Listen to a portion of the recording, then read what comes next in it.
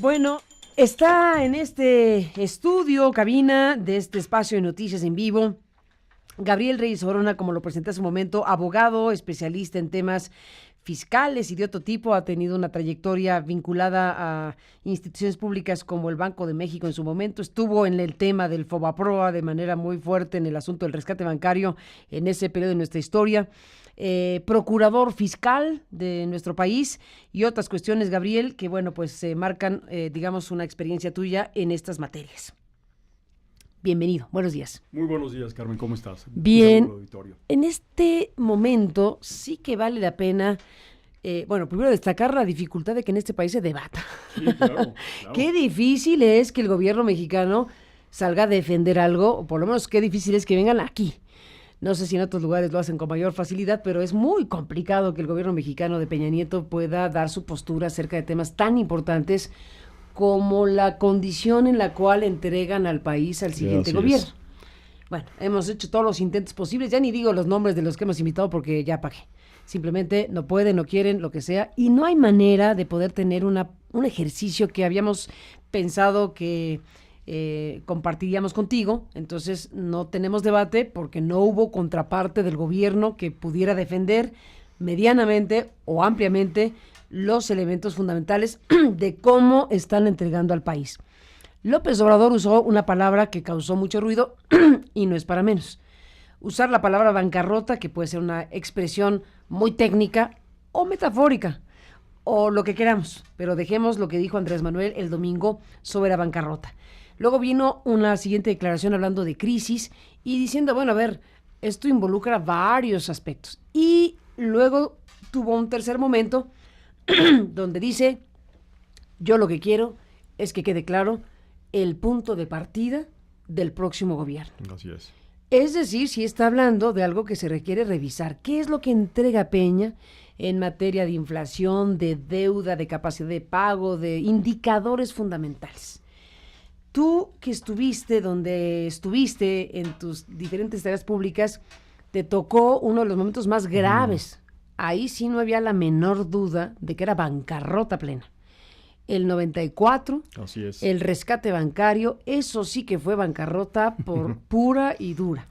Bueno, te propongo, Gabriel Reyes Orona, para escuchar lo que tengas que decir acerca del México 2018 rumbo al siguiente gobierno.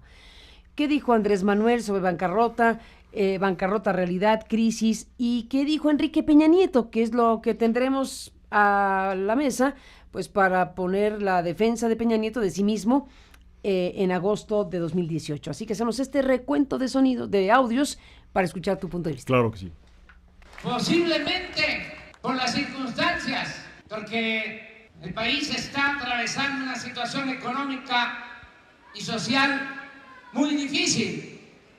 Posiblemente por la situación de bancarrota en que se encuentra el país, no podamos cumplir todo lo que se está demandando, pero sí vamos a cumplir, que quede claro, vamos a cumplir todo lo que ofrecimos en campaña. ¿Hicieron algún planteamiento de que no les gustó la palabra, el término, el concepto bancarrota? Yo tengo, pues, mis datos. ¿Ya viste números? ¿Ya te Claro. enseñaron la realidad? No, pero ¿quién no ve la realidad? Llevamos 30 años sin crecimiento económico. La deuda pública, nada más de Fox a la fecha, creció de 1.7 billones, 1.7 a 10 billones. Creció la pobreza, la violencia. Sostengo que hay crisis en México y que hay mucha pobreza, mucho abandono, mucha inseguridad, mucha violencia y que ha resultado un fracaso la política económica neoliberal y que la vamos a cambiar. En materia económica puedo afirmar que dejamos un país con estabilidad económica, con un país donde crece el empleo, mantiene una baja tasa de inflación y donde los niveles de deuda que hoy se tiene como nación son manejables y son razonables. De hecho, hay que decir que desde el 2015 el nivel de deuda del país ha venido decreciendo con respecto al Producto Interno Bruto. Hicimos ajustes muy duros entonces que compartimos, 2016, 2017, precisamente para revertir la tendencia de endeudamiento y estar hoy en niveles de deuda bastante razonables. Comparado con los niveles de deuda que tienen otros países, por ejemplo, de la OCDE, que son los de mayor desarrollo, México es de los que tiene un bajo nivel de deuda. Y reconociendo que somos una economía emergente, que estamos en ruta de alcanzar condiciones de mayor desarrollo y que en consecuencia para esta administración ha sido una prioridad cuidar de la estabilidad económica, que sin duda es lo que da también garantías a la estabilidad de la economía de las familias mexicanas.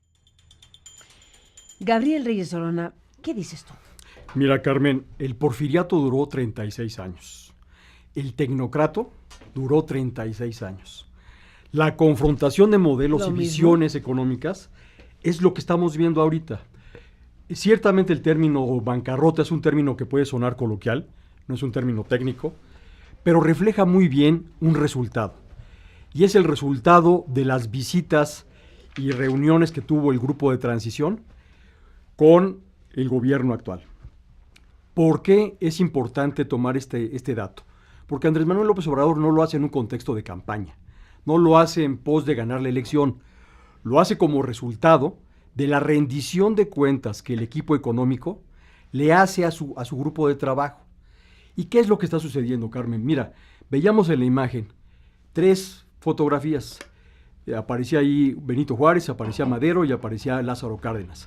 Falta Hidalgo. Cuando nos enseñan historia a los mexicanos, nos enseñan personajes y eventos, pero la historia que nos enseñan a los mexicanos no nos enseñan las causas de esos eventos.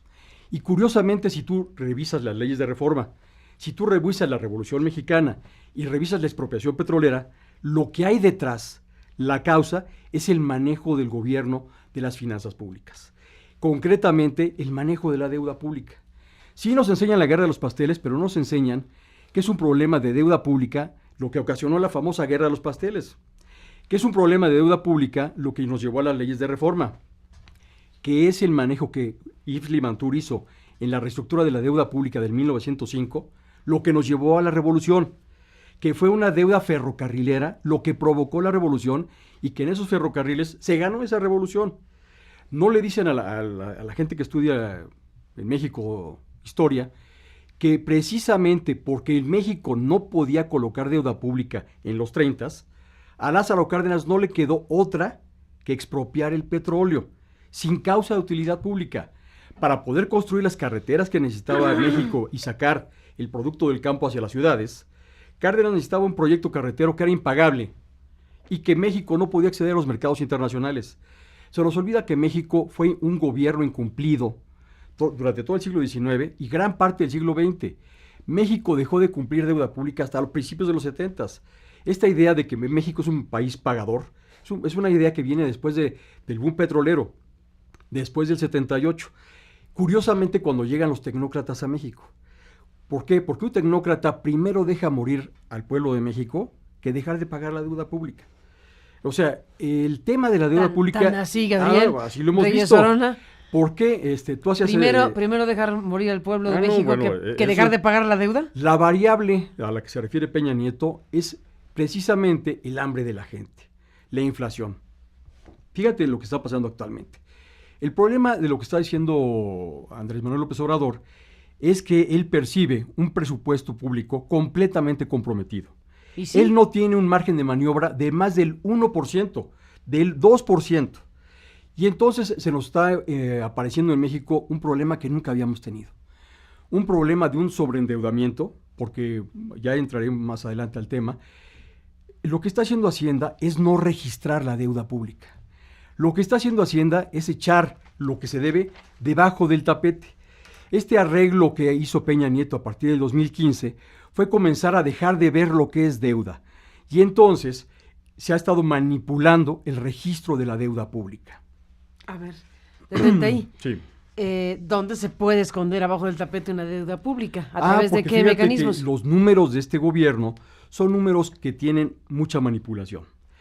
Las cifras que manejan los organismos internacionales, los acreedores de todo índole, e incluso las instituciones que hacen análisis de las finanzas públicas, pues vienen del gobierno. El que te dice cuánto debe es la Secretaría de Hacienda y Crédito Público. Y fíjate que la ley de deuda pública, la original que recientemente se modificó, la Ley Federal de Deuda Pública viene de los 70, viene del 76. Y esta Ley Federal de Deuda Pública, que era general antes, correctamente antes, no tiene reglamento. Es una ley que le da absoluta discrecionalidad a Hacienda para decirte a ti, mexicano, cuánto debes. Pero no solamente... ¿Cuánto del país? Sí, pero somos todos nosotros los que debemos ese dinero. ¿Cuánto debe el país? Sí. Pero ¿sabes cuál es el tema principal? Es que le informa al Congreso lo que quiere. La ley de deuda pública te dice cuáles son los actos causantes de pasivo. Sin embargo, Hacienda lo que está haciendo actualmente es decir, yo voy a decidir a quién le debo y cuánto le debo y cómo le debo. ¿Cómo? Es muy sencillo. Mira, ¿qué es el principio que debiera seguirse, y es el que sigue la ley? Es lo que se debe es deuda. Sin embargo, por ponerte un ejemplo, la fracción segunda del artículo segundo de la Ley Federal de Deuda Pública dice que los proveedores son deuda pública. ¿Y qué crees? No los registran. Entonces, ha venido sucediendo que No, hay... pero a ver, ¿cómo lo registran? No ¿En lo algún lado registran. debe estar ese dato? Simple y sencillamente, no, ya Hacienda lo que está haciendo es solamente estar registrando el financiamiento que procede de intermediarios financieros. Deuda directa, deuda... Deuda bancaria o deuda financiera, pero la deuda pública es mucho mayor que eso. ¿Y por qué es importante? Porque lo que están haciendo los gobiernos, no solo el federal, sino también los estatales, es financiándose, no pagando. Si tú te das cuenta, uno de los problemas que actualmente percibe Andrés Manuel López Obrador es que las pensiones, por ejemplo, la pensión de Pemex no se ha arreglado. El problema de las pensiones en general de los mexicanos no se ha arreglado. El problema de proveedores que tiene Petróleos Mexicanos es enorme. Estamos hablando de miles de millones de dólares que no vienen registrados como deuda pública. Entonces, hay varios actos causantes de pasivo que en términos de ley deberían de registrarse que no se registran. Entonces, es muy fácil decir, ya no debo o debo menos. Que no se registran como deuda pública, pero deben estar en algún renglón, en algún cajón. No están en ningún lado. No, pero ¿cómo? Que entonces, ¿cómo? Lo que simple y sencillamente hace el gobierno es deja de pagar algunos conceptos, los debe, pero no los registra. Y entonces no se los reporta al Congreso. Aunque la ley diga que los debe registrar. Aunque la ley diga que los debe registrar. ¿Y qué tipo de infracción es esa? Eso es una violación abierta a la legalidad. ¿Y el Congreso? Ese es el tema. ¿Por qué no se registra? Si a ti, Congreso, que la Constitución dice que te debo de reportar la deuda pública, ¿Sino a quién? y no te digo el número completo, ¿qué es lo que sucede? Cuando se discute la ley de ingresos, se analiza qué es lo que el gobierno federal va a poder acceder como contribuciones, como aprovechamientos, como todas las fuentes de financiamiento que tiene el gobierno federal para cubrir el presupuesto de egresos de la federación. Pero resulta que si dice que va a tener 10 y no trae el número completo de deuda pública, hay más dinero para gastar. ¿Sí me explico? Lo que está sucediendo es que se está falseando la contabilidad gubernamental de manera tal que parezca que hay dinero disponible que se está liberando de deuda pública para poder hacer más gastos. Y este gasto, ¿sabes qué es? Es el servicio de la deuda. El servicio de la deuda ha alcanzado niveles escandalosos en este país. ¿A qué le llamas escandalosos, Gabriel? Escandalosos a que, como recientemente se ha hecho mención, es quizá tan grande o más que el gasto que se está haciendo en infraestructura. Entonces, el servicio de la deuda está absorbiendo tales montos que va a impedir que el gobierno federal entrante pueda realizar obra social, pueda realizar gasto social. Ahora, ¿qué es lo que estaba más grave que todo, Carmen? Estamos enfrentando dos tipos de crisis. ¿Qué fue lo que vimos con el Fobaproa? ¿Qué fue lo que vimos con otros eventos en el pasado? Pues que el gobierno federal tenía, en el caso del 94, que tú recordarás, teníamos 26 mil millones de dólares de tesobonos por pagar y 4 mil millones de dólares en caja. Es decir, traíamos un problema de deuda pública bestial.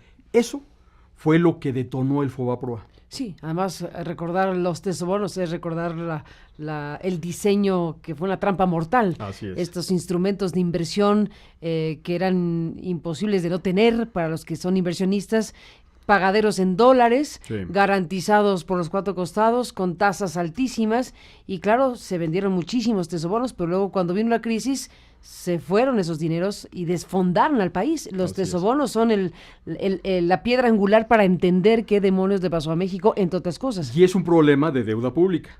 Pues sí, El porque problema- te financiaste a través de tesobonos, y ahora qué tipo... De manera irresponsable, pero a te ver, financiaste pero de no manera me digas que irresponsable. tenemos algo parecido a los tesobonos, no hay Ahora tal no, cosa. ahora no tenemos Aquello era un- una cosa endemoniada. No, ahora tenemos el lado complicado por los ingresos. Tenemos una crisis de ingresos por una razón, Carmen. ¿Cómo se arregló el Fobaproa o cómo se arregló aquella crisis del 94? Pues a costilla de los mexicanos, Sí, del pero rescate que la tenemos que estar solución pagando. fue la que México tuvo durante varias décadas, que es lo que se llama la factura petrolera. Teniendo Pemex, teniendo los recursos naturales y teniendo la riqueza que de ello deriva, se puede salir de un problema financiero, porque lo que se hizo en 94, te recordarás el paquete financiero con los Estados Unidos, 50,000 millones de dólares, en aquel entonces la operación financiera más grande de la historia, El que gestionó Bill Clinton. la pudo solventar a través de comprometer la factura petrolera. Era la Lo garantía. que nos ha sacado una y otra vez desde los 30 para acá ha sido que tenemos la disponibilidad de la factura petrolera.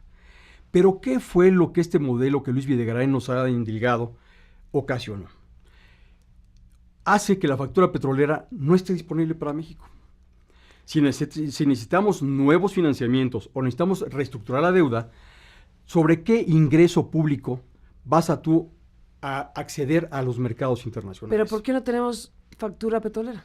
Porque sucede que de la noche a la mañana, y no de manera ordenada y una transición ordenada, la inversión, es decir, el dinero que procede de Pemex, ya no está financiando el 40 o 50% del presupuesto egreso de la Federación. Tú recordarás que hasta hace no muchos años, Pemex aportaba el 40 o el 50% al presupuesto egreso de la Federación. Hoy ya no es así. ¿Están en el 20? Hoy Petróleos Mexicanos ya no solamente no es un aportante relevante, sino ya demanda recursos del presupuesto de egresos de la Federación. Entonces, si tú sumas a que el principal aportante al presupuesto de egresos de la Federación ya no lo es y está en una situación desesperada, porque ese sí, así usando la palabra que utilizó Andrés Manuel López Obrador, está en bancarrota, Pemex trae un rezago de proveedores de miles de millones de dólares que no está sirviendo, que ha llegado al descaro de tomar decisión el Consejo de Administración de administrar si va a ser a 180 o a 240 días los pagos, cómo los va a ir retrasando. La situación crítica que está viviendo Petróleos Mexicanos se refleja directamente en el presupuesto de egresos de la Federación. Entonces, tu principal ingreso ya no existe. La recaudación está estancada, y está estancada porque la economía está estancada. La reforma fiscal que nos trajo este gobierno ha provocado que se reduzca la actividad económica, y entonces este estancamiento genera que la recaudación está estancada. Si tú ves los números del SAT, te vas a dar cuenta que de donde está viniendo el dinero no es de la recaudación de los impuestos directos, no es del impuesto de la renta, no es el IVA. La recaudación realmente está viniendo del comercio exterior, y dentro del comercio exterior, del sector automotriz.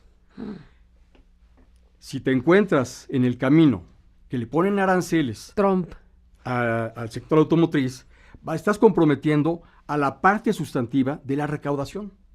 ¿Es el principal Así generador es. de impuestos? El sector automotriz es el corazón del comercio exterior O mexicano. sea, ya, perdón que diga lo que Sí. ya dijiste, pero me parece tremendo. Es decir, Pemex ya no es el principal contribuyente de las finanzas públicas. Así es. No lo es en ninguna medida, o lo es en alguna medida. No lo es en ninguna medida. Ni el 5%, ni el Pemex 2%, está nada. en ruta de ser un demandante del presupuesto egreso de la Federación y no un aportante. Entonces, la crisis a la que Andrés Manuel hace alusión es una crisis de ingresos públicos. Los ingresos, repito, cuando uno revisaba la ley de ingresos de la Federación, miraba fundamentalmente a Pemex. Hoy ya no es así. Mira después a los impuestos, a las contribuciones. Hoy tenemos un manejo del SAT, un manejo del aparato recaudatorio en crisis. ¿Por qué? Porque estaba recargado en el comercio exterior, que Trump, con los aranceles, le ha dado un giro muy importante. A ver, Gabriel Reyes Sí. Orona, dices cosas muy fuertes, muy graves, porque contrasta tremendamente lo que estás aquí planteando, pues simple y llanamente con lo que vimos en voz de Peña Nieto hace unos minutos. Así es. Peña Nieto en la reunión con Andrés Manuel López Obrador, esa escena insólita del gabinete de Peña con Peña ahí y Andrés Manuel con su futuro gabinete, todos en la misma escena pública. En ese momento, que es el que recuperamos hace unos instantes, Así es. si en algo se detiene Peña es en la estabilidad que entrega, en los indicadores, y habló de varios, y le puso énfasis a lo que tú estás diciendo, pero en sentido contrario. Así es. Dice Peña que tenemos una deuda razonable, que tenemos un nivel de endeudamiento totalmente controlable, bastante menor que el de los países de la OCDE más desarrollados que México, siendo una economía emergente, dice. Bueno, él está diciendo que el tema de la deuda no es un tema de preocupación, ni ningún otro, y habla de que te entrego estabilidad. Andrés Manuel. Peña Nieto miente. Y Peña Nieto miente en un contexto que le va a ser adverso en muy pocas semanas. ¿Semanas? ¿Por qué? Semanas. ¿Antes de que se vaya? Antes de que se vaya. No me digas, oye. Porque con la discusión del presupuesto Después del van a, a ver, salir muchos a ti temas. a ver, perdón Sí. que tengo que ir a la parte biográfica tuya y del país. Sí. A ti te tocó vivir este asunto de la Fobaproa, el rescate bancario. Veníamos de esta situación donde un presidente como Carlos Salinas entregó un gobierno al de Ernesto Zedillo después de una tragedia como la de Colosio y un año terrorífico como el de 94. Bueno, para cerrar el año tenemos ese momento donde se desfonda el país. Y seguimos en la discusión, todavía se oyen discusiones acerca de quién fue responsable de lo que pasó. Y queda ese famoso chiste medio sonso, pero útil para decirlo, que ustedes dejaron al país en alfileres, sí, pero ustedes se los quitaron esos Sí. alfileres. Bueno, ¿de quién fue la responsabilidad principal? ¿De Carlos Salinas, que dejó un país con tesobonos como una bomba de tiempo? ¿O de Zedillo o de los dos? Ya tú tendrás tu opinión sobre quién fue el responsable principal de lo que le pasó a México con esa debacle. Pero aquí lo importante, además de que me des tu opinión sobre quién tiene más responsabilidad, en todo caso, no me digas que en las próximas semanas podríamos vivir algo en donde el presidente Peña entregue algo a López Obrador. No quisiera pensar que de ese calibre, porque nos damos un tiro. No de ese calibre, pero el juego perverso es exactamente el mismo. A ver. ¿Qué hacen los tecnócratas? Los A ver. tecnócratas juegan a la estabilidad, juegan a la credibilidad y le meten al próximo gobierno la encomienda de decir, si esto que yo estoy diciendo que es estabilidad y te paso la estafeta, tú tienes que hacer todo lo necesario para conservar las apariencias. Lo que más cercano a este Las cambio... apariencias. Sí, es una mera apariencia. Lo que los mexicanos hemos venido viviendo desde 1987 no son sino apariencias que están siendo financiadas con deuda pública. ¿Por qué la deuda pública ha crecido tanto en esta administración? Porque los ingresos desaparecieron. ¿Qué pasó con Fox? Con Fox no hubo un manejo financiero exitoso. Lo que hubo es una situación petrolera del exterior y unos ingresos, una derrama multimillonaria que aun con la ineptitud del gobierno de Fox no se notó. A partir de entonces... Sí, el barril a 100 Sí, dólares por barril. Felipe Calderón lo que vino haciendo con Peña Nieto fue entregar solamente apariencias y no caer en el mismo juego que cayeron Carlos Salinas de Gortari y Ernesto Zedillo Ponce de León. ¿Qué fue lo que sucedió? Llegamos a noviembre del 94 y entonces en las arcas públicas hay 4,000 millones de dólares y se deben nada más de tesobonos 27,000. 26,000 millones de dólares. Entonces, si uno hace el análisis sencillo, pues a lo mejor Zedillo hubiera podido decir, me entregan un país en bancarrota. Zedillo tuvo dos opciones: guardar las apariencias, reestructurar la deuda que estaba programada para julio y reestructurarla a medio plazo, y con ello guardar silencio del mal manejo que hizo Pedro Aspe de las finanzas públicas, o dos, decir, hay un problema y este problema nos lleva a que el tipo de cambio, ampliar la banda y todas las decisiones que se tomaron equivocadamente en aquel entonces, y luego ya nos fuimos a flotar cuando lo hicimos un poco tarde. Y esto es lo que está pasando ahora. Lo que hace Peña Nieto es decirle a Andrés Manuel López Obrador, te paso la estafeta con las apariencias de que la deuda pública es manejable, porque no le estamos reportando completa al Congreso. Nada más que cuando Andrés Manuel López Obrador llegue y se siente en la silla, le van a pasar la cuenta y le van a decir cuánto realmente debe. Y la comparación de lo que el país o el gobierno debe contra lo que está registrado no va a cuadrar. Lo que le dicen que están recaudando no va a cuadrar. El problema no es decir si estás recaudando muy bien o no. El problema llega cuando llegas a la caja, que se llama Congreso de la Unión, que te va a pedir el dinero para pagar el presupuesto. Carmen, recuerda que este gobierno es el primero desde el Porfiriato que se rebasa el techo de financiamiento interno. Para quienes nos escuchan, les voy a decir muy claramente qué es esto. El Congreso de la Unión le dice al gobierno, tú no te puedes pasar de financiar más de esta cantidad. Ese techo de financiamiento nunca se había rebasado desde Porfirio Díaz. ¿En serio? Este gobierno lo rebasó por 5,000 millones de dólares en el 2013. Y no pasó nada. ¿Por qué? Porque convencieron a los legisladores de que sería muy malo para el país, que se diera cuenta a todo mundo que se habían pasado por 5,000 millones de dólares y que mejor les autorizaran retroactivamente un nuevo techo de financiamiento. Es una cosa gravísima. Una vez que se dio esta laxitud, esta situación tan delicada, lo que vino sucediendo es un crecimiento desmedido de la deuda pública y una clasificación mañosa por parte de la Secretaría de Hacienda del endeudamiento público. ¿A qué nos llevó, Carmen? Pues que resulta que los acreedores nacionales, que son los particularmente afectados, porque los acreedores extranjeros o del exterior han sido muy bien cuidados, pues lo que sucede es que tenemos una ley sin reglamento, y eso es muy grave, Carmen. En esos 36 años no tenemos reglamento de la ley que rige la vida del país, que es la deuda pública. ¿No hay reglamento? No hay reglamento. Desde 1976 para acá, no hay reglamento de la ley de deuda pública. Ahora, Luis Videgaray cometió, dentro de los 1,000 errores que ha venido cometiendo, cambiar la Ley General de Deuda Pública a una Ley Federal de Deuda Pública. ¿Qué diferencia hace eso? Que no computas la deuda estatal. ¿Cuál es el margen de deuda que hoy en día tenemos? Que, mira, a la larga, como pasó en Brasil, que cometieron la misma necedad de decir la deuda federal es una y la deuda de los estados es otra, acabó tronando todo, porque cuando los estados comienzan a incumplir la deuda, gravita sobre la federación.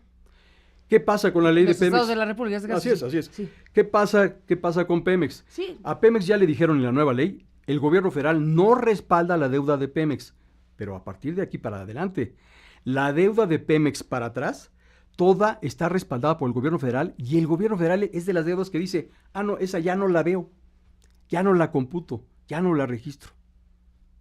Así, de un plumazo. ¿Cuánto tiene considerado de deuda pública el gobierno federal por las pensiones de Pemex, de la CFE? Nada. ¿Cómo se arregló el problema financiero? ¿No está registrado eso? No está registrado eso. Carmen, ¿cómo se arregló el problema del Seguro Social? Había un problema financiero, estaba en bancarrota, y entonces fíjate cómo arreglaron el problema. En la ley quitaron conceptos de obligaciones del Seguro Social. Es decir, para decirlo de forma sencilla, frente a la gente del Seguro Social ya tiene menos obligaciones de dar medicinas, ya tiene menos obligaciones de cubrir enfermedades, ya tiene menos obligaciones de cubrir periodos hospitalarios. Entonces, no es que le hayan dado más dinero al Seguro Social, sino lo que hicieron fue quitarle deudas por un plumazo legal. Y eso va a ser un problema, porque cuando la gente... los derechos de las personas. Eso es lo que pasó.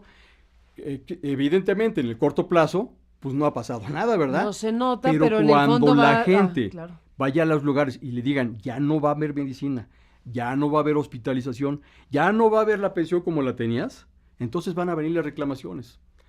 El saneamiento financiero del Seguro Social es una de las tomadas de pelo más grandes que hemos visto en la historia de este país, pero tiene una gran virtud, no se nota en el corto plazo.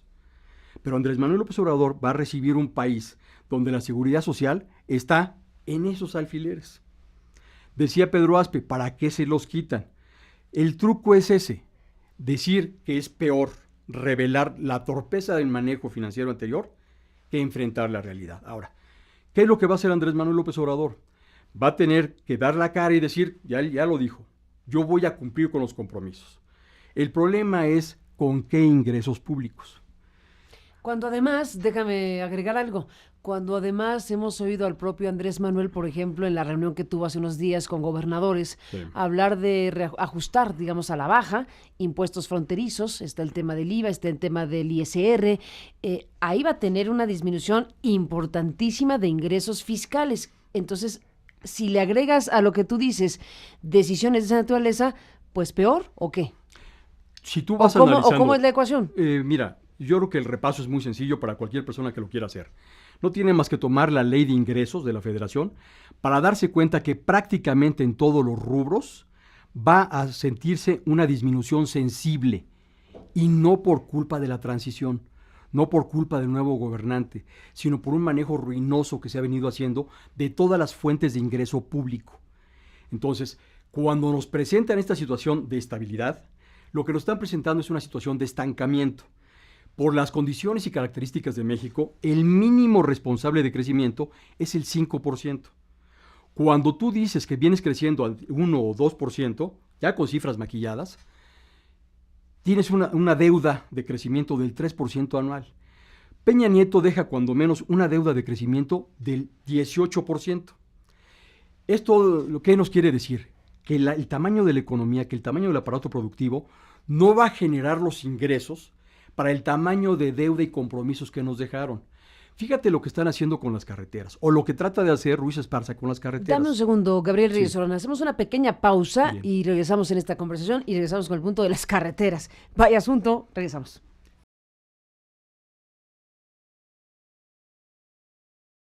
De las cosas, Gabriel Reyes Orona, en esta conversación donde estás planteando un escenario pues muy grave, porque al final de cuentas el gran asunto es cómo se va a recibir el gobierno que viene, en qué condiciones, qué está diciendo López Obrador, o sea, ¿puede o no puede que sea idea apropiada que diga el presidente electo la palabra bancarrota? Porque algunos dirán, van a desquiciar los mercados, que por cierto no se desquiciaron. No pasó. ¿Por qué no hubo una reacción con Porque, esa mira, expresión? primero, todo lo que estamos diciendo es claro y público Ya lo saben. para todos los acreedores importantes, es decir, los fondos de inversión, O sea, todos aquellos que son relevantes en el manejo del tipo de cambio, esto ya lo saben. Ellos han venido observando toda esta merma de las fuentes de ingresos públicos. Ellos han venido observando un comportamiento errático, inestable e irresponsable en manejo de la deuda pública, y ellos ya están advertidos de una situación complicada. De hecho, como sucedió en el 94, tú recordarás qué pasó en marzo del 94, cuando el tipo de cambio, lejos de perjudicarse por la muerte de Colosio, se venía apreciando. Los primeros meses de 1994, No, pero sí una el corrida. peso venía ganando terreno. En junio del 94, las las calificadoras nos dieron el grado de inversión porque íbamos de lujo. 4 o 5 meses después, el tipo de cambio dio un viraje radical y todas las calificadoras nos dieron la espalda. ¿Qué está sucediendo hoy? El precio del peso ha venido ganando terreno. Las calificadoras hablan maravillas de México. Esos cantos de esas sirenas son siempre fatídicos. ¿Cómo? Yo lo que veo hacia adelante ¿Así es le que pasó en obviamente, 94 a México? por supuesto, O sea, las calificadoras dijeron muy bien, muchachos, y luego a ¿qué? ver, nos ¿Sí? dieron el grado de inversión en junio del 94 y en diciembre del mismo 94 teníamos una situación, quizá la crisis más grave que haya enfrentado el país. Claro, por un manejo bancario gubernamental completamente irresponsable. Ese Fobaproa que nadie tiene muy claro se dio porque los bancos no venían registrando correctamente sus pasivos.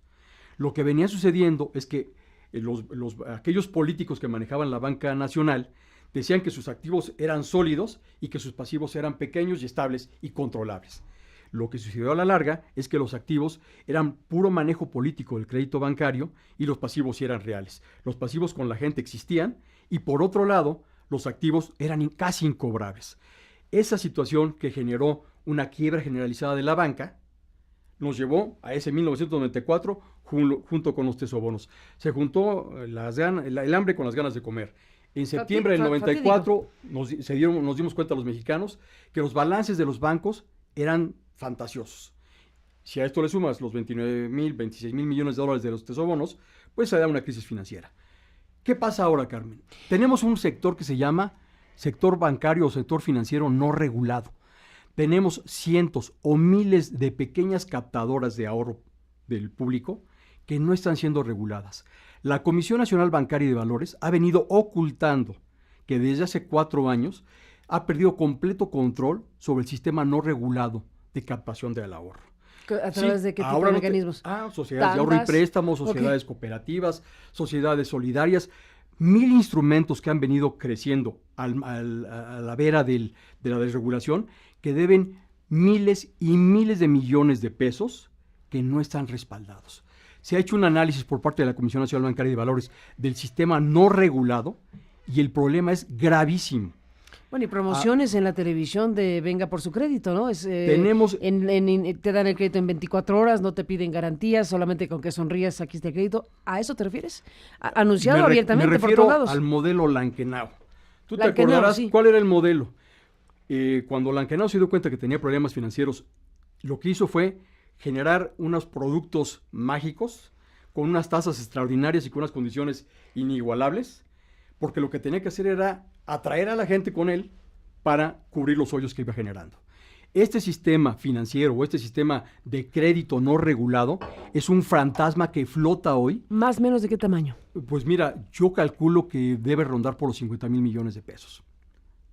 ¿No? Una cantidad muy respetable. Es una cantidad que Peña Nieto y su gobierno dijo desde el principio de esta administración que a través de un fideicomiso que crearon para atender todos estos problemas que se venían generando del ahorro popular, le han ido dando largas y largas y largas y largas, y en las leyes, en materia presupuestal, han venido creando una gran cantidad de figuras y mecanismos simplemente para darle largas al gran problema que está por estallar, que es el ahorro popular.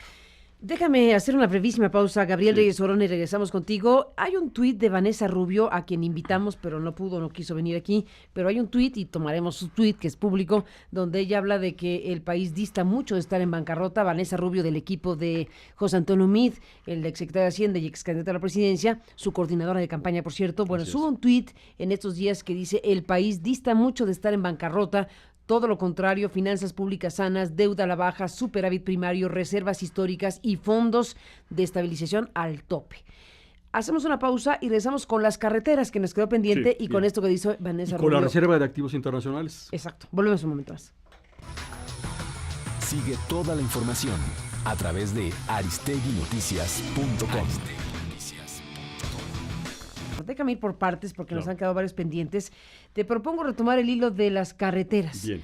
Hace un momento que estabas hablando de esta suerte de deuda no reconocida, de un volumen de la deuda pública mexicana no reconocida, abajo del tapete, si quiere, o no registrada, o todo lo que has dicho que es tremendo. Por un lado, de la caída de los ingresos del Estado mexicano, empezando por Pemex, que dices ya dejó de ser el principal contribuyente del país en las finanzas públicas, y en un chico rato será un demandante de recursos públicos para efectos prácticos, y todo lo que has dicho. Bueno, te ibas a detener en el asunto de las carreteras, hicimos la pausa, y dime de qué estás hablando. Recientemente ha salido algo que se conoce ya como el fideicomiso maestro. Ruiz Esparza, también célebre por su responsabilidad pública, ha estado promoviendo que los recursos que vienen de las casetas, es decir, los recursos que vienen por el peaje, se destinen a fideicomisos que van a pagar directamente a los acreedores que fondearon las carreteras este modelo que él promovió. ¿Por qué lo quieren hacer a través de fideicomisos? No quieren que sea el gobierno federal el que deba de pagarles a los financistas o a los financiadores de estos proyectos, sino quieren separar los recursos de las casetas para ellos. ¿Por qué? Precisamente porque ven lo mismo que estamos platicando ahorita. Como ellos ven que va a venir un gobierno con muchas limitaciones en materia de pago, lo que está haciendo Ruiz Esparza es creando un vehículo que va a separar de los ingresos públicos lo que viene de las casetas. Primer paso. ¿En dónde? Primer paso, en un fideicomiso. ¿De quién? En un fideicomiso privado. En un fideicomiso que operan entre Consultoría Internacional y Monex. Además, dos bancos estelares, muy particulares, ¿no? Pero a ver, ¿de quién es ese dinero? Ese es el tema importante. ¿Por qué tanto preocupación de proteger a estos acreedores que fueron los que fondearon la construcción de carreteras. Porque resulta que nos vamos a encontrar otra vez nombres extraños, otra vez sociedades que están en el exterior, en paraísos fiscales, y que pueden ser amigos cercanos al sistema, que fueron los que pusieron su dinero para construir carreteras y que no se van a quedar sin que les paguen. Entonces, para que los amigos que nos ayudaron a construir carreteras, que a lo mejor pueden tener nombres complicados y que están detrás de sociedades también complicadas. ¿Qué nombre complicado? A ver, dime, ¿de qué estás hablando? ¿De quién estás hablando de que vamos a suponer un esquema donde políticos o personas afines a los políticos crean empresas que ponen su dinero para construir carreteras y que los préstamos que ellos hacen o el financiamiento que ellos dan a unas tasas bestiales. ¿Como por ejemplo? Pues 5 o 10 puntos por arriba de las de mercado. 5 o 10 puntos 5 o 10 puntos por arriba de los de mercado. Ahora les tengo que proteger que las casetas estén profeso para pagarles a ellos, a mis amigos cercanos que me ayudaron a construir carreteras. A ver, déjame ver si te estoy entendiendo. ¿Se hizo una reforma legal para eso? No. Entonces, simplemente modificaron los títulos de concesión para que todo el dinero que viene de las casetas se vaya a un banco privado. Y ese banco privado que tiene un fideicomiso, le va a pagar a los acreedores que dieron o otorgaron el financiamiento para construir carreteras, particularmente algunas carreteras. ¿Cuándo inventaron Comenzaron eso? En marzo. ¿En marzo? Sí. ¿2018? Sí, claro. En marzo, o sea, garantizaron que habrá pago siempre a los que hicieron carreteras. No a los que las hicieron, a los que las financiaron. Pero a ver, por eso pregunto, ¿de quién es el dinero de los peajes? Del gobierno federal. Del gobierno, o sea, el que pasa por la carretera paga. Son recursos públicos. Son recursos públicos, ¿no?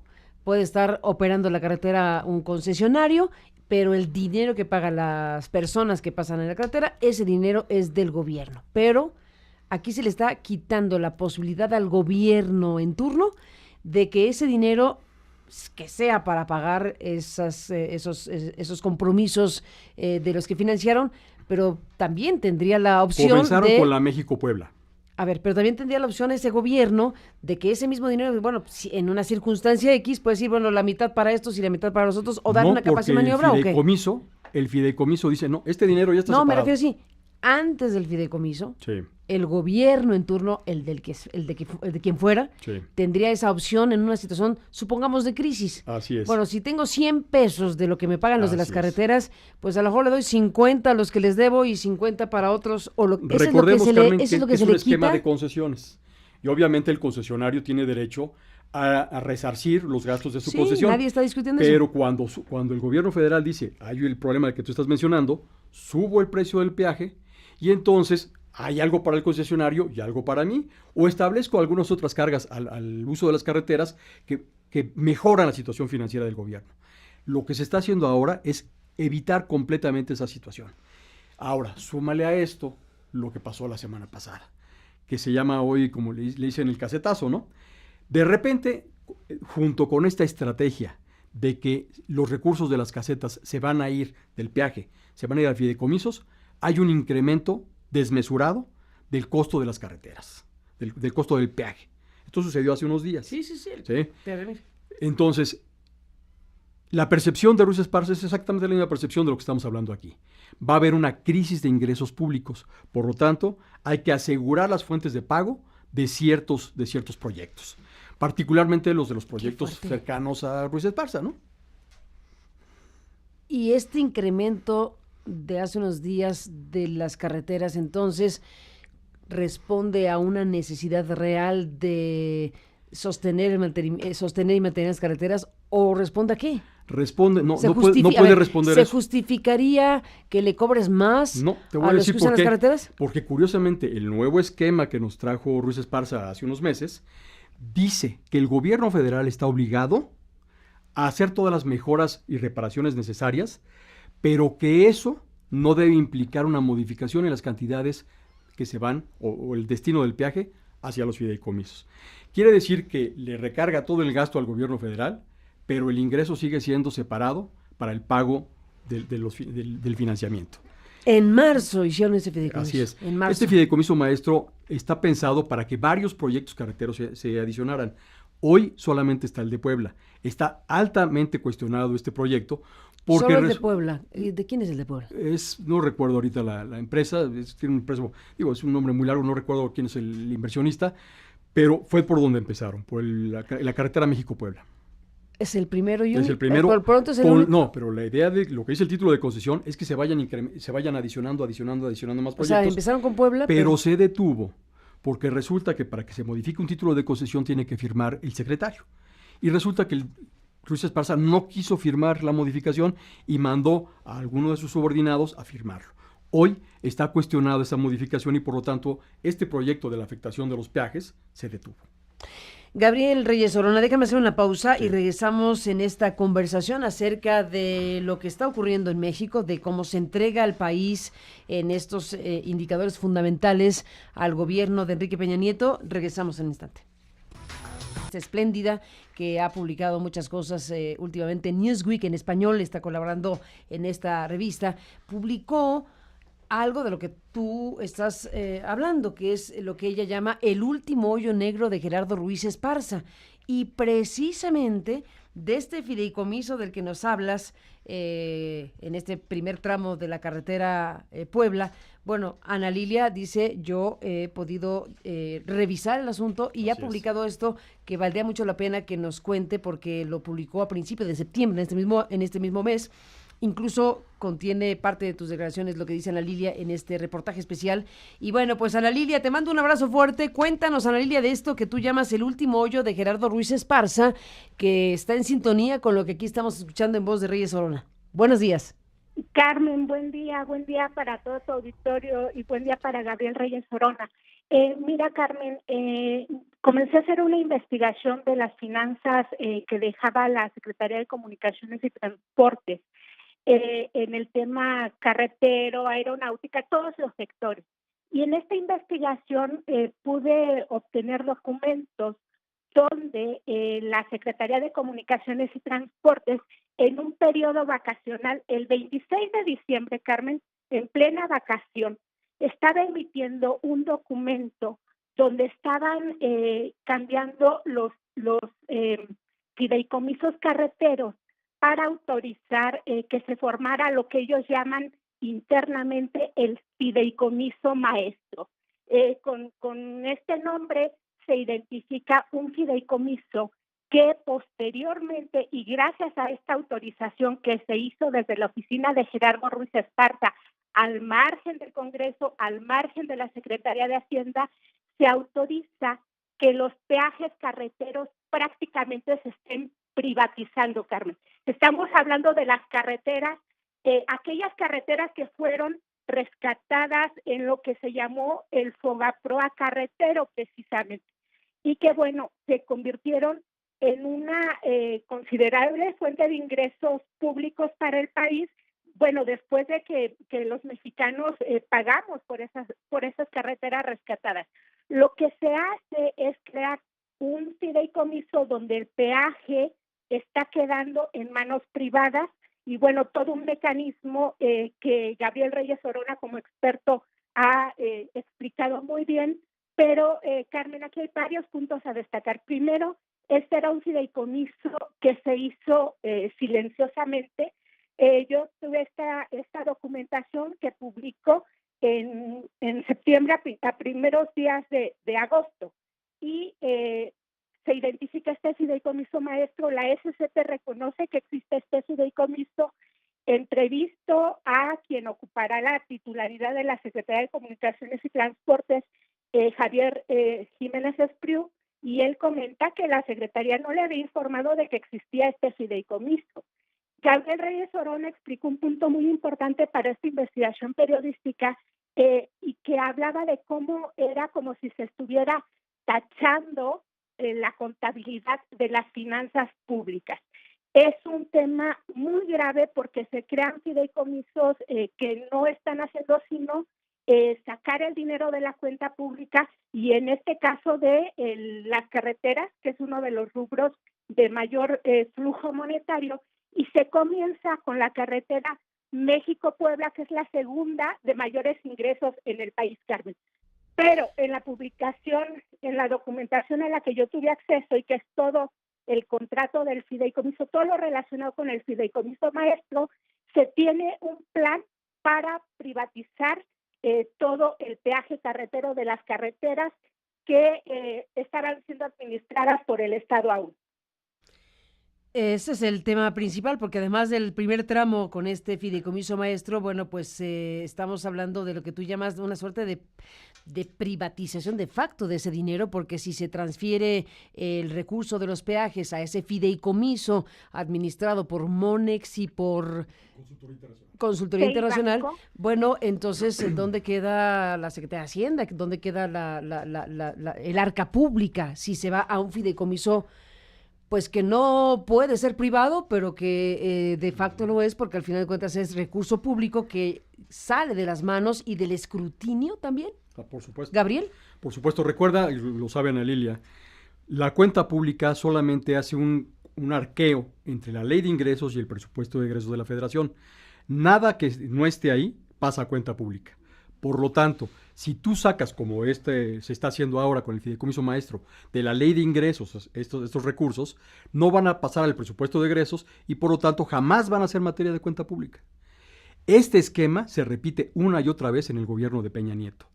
Lo preocupante ahora es que se está truqueando la contabilidad gubernamental. Lo que ve el Congreso de la Unión de manera displicente ha sido una visión muy sesgada, muy parcial y muy poco real de las finanzas públicas. Ana Lilia Pérez, pues como siempre, gracias por estar aquí con esta aportación valiosísima en este momento de la revisión del tema. Seguiremos en contacto como siempre, Ana Lilia. Está el reportaje que se puede consultar directamente en Newsweek en español, El último hoyo negro de Gerardo Ruiz Esparza, que publicaste a principios de septiembre, fines de agosto, principios de septiembre. Y seguiremos en contacto, Ana Lilia. Un fuerte abrazo y estamos al habla. Gracias, Carmen. Un fuerte abrazo para ti, para Gabriel Reyes Orona. Igualmente, gracias a Ana Lilia Pérez con esta información que, bueno, pues lo que hace es ampliar lo que estás aquí diciendo, Gabriel Reyes Orona. Déjame hacer una pequeña pausa y regresamos en esta conversación, porque, a ver, cuando se da la escena de Peña Nieto y su gabinete y la escena de Andrés Manuel y su futuro gabinete, etcétera, bueno, es miel sobre hojuelas. Es una señal, es un mensaje de que se está transitando en un camino de terciopelo o de seda y armiño, diría mi queridísimo Enrique Galván Ochoa. Bueno, la imagen que se da es que está entregándose establemente al país en materia, por lo pronto, económica, financiera. No se detuvieron en ese momento demasiado en la gran crisis que hay de derechos humanos o de violencia, que desde luego es gravísima, pero hablando de los macroelementos de la economía, de los fundamentales de la economía, bueno, ahí parecía que todo estaba en orden. Sí. Incluso esa es la expresión que se emite, me parece hasta el sentido de la escena. Es decir, estamos entregando y recibiendo no solo armónicamente, sino establemente. Entonces, bueno, a ver, o Andrés Manuel en ese momento tenía un cierto tipo de información y al pasar de las semanas tiene otro, ¿o qué? Volvemos en donde Peña Nieto está hablando de este país estable, pacífico, aquí te entrego el país en orden, en pocas palabras, y bueno, también lo que el propio Andrés Manuel López Obrador dijo en aquel contexto y momento. Esto es que 20 de agosto, ¿no? Por ahí fue la reunión, la escena de los dos gabinetes, y bueno, vamos viendo y recuperando este hilo de las cosas que se van informando todos los días de manera vertiginosa, todo el tiempo estamos informando, pero de pronto hay que decir, a ver, ¿qué dijeron? ¿Cuándo lo dijeron? ¿Y en qué contexto lo dijeron? En asuntos tan graves como los que aquí estamos hablando. Dejamos correr esto que es Peña y López Obrador. Dejamos un país, primero, con estabilidad política. Un país donde hoy priva un clima de armonía y de paz social. Reconocemos que hay áreas o regiones del país con grados de inseguridad, en algunos donde se ha acentuado y que sigue siendo uno de los grandes retos para y como estoy seguro lo será para el próximo gobierno, el tema de la inseguridad.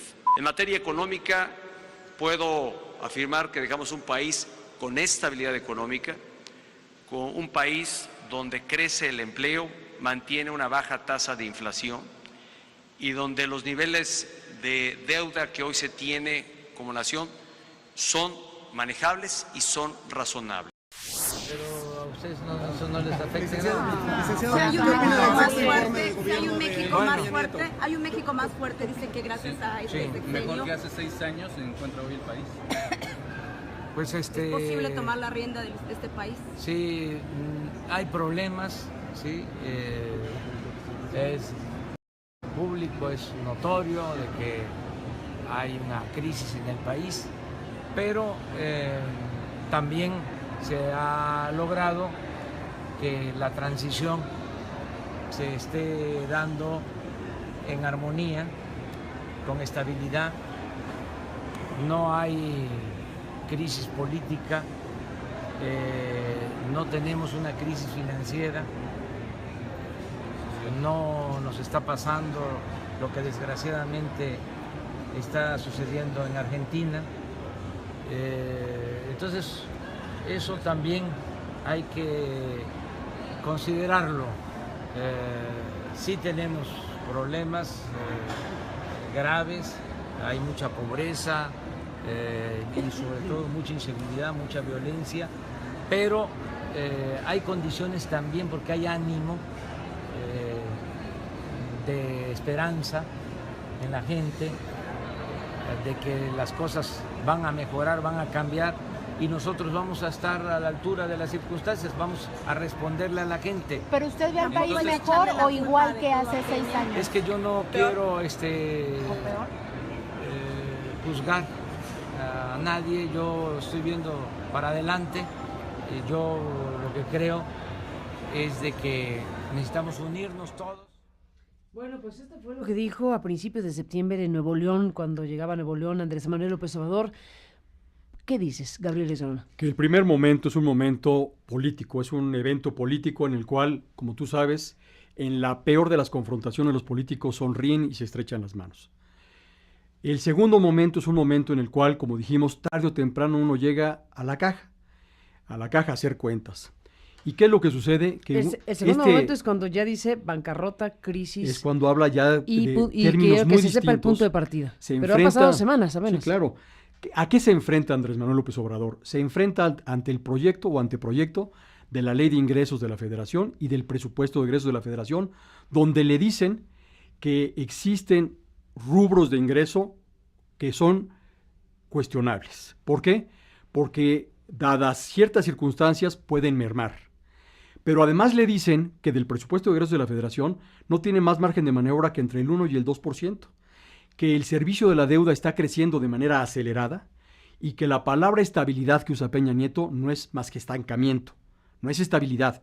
Estabilidad es cuando se da en un entorno de desarrollo, de crecimiento, no cuando las cosas están completamente paradas porque no hay actividad económica, porque la recaudación no es promotora del desarrollo económico y porque la inversión extranjera que se maneja es volátil, altamente volátil.